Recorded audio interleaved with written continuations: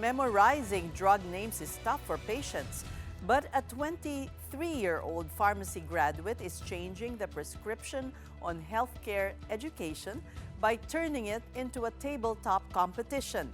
Mobile journalist Denise Valdesancho with this report.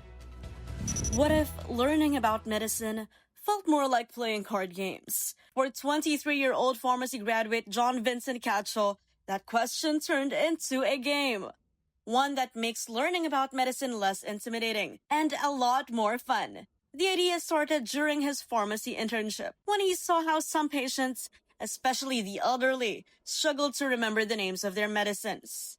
Yung internship ko lang yung naging catalyst on thinking of how we can improve patient counseling or how we can empower the process of counseling, pero going beyond that. Instead of another textbook or reviewer, Vincent turned to something far more familiar, a card game.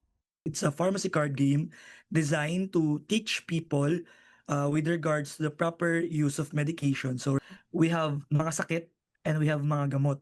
And then the goal of the game is you'll race with other players, paunahan kayo to eliminate all the symptoms that you have. And then you'll be given yung mga gamot. And then the objective is to match yung mga gamot sa mga sakit.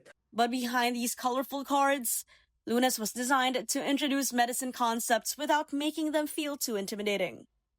And ang goal talaga namin is to not make it overwhelming or technical for non-medical people. What started as an idea during his internship in 2024 took more than 10 months to develop. The team eventually released Lunas in 2025, and after months of testing, events, and word of mouth, the game has now sold around 500 copies. For Vincent, though, the biggest win isn't just the number of boxes sold.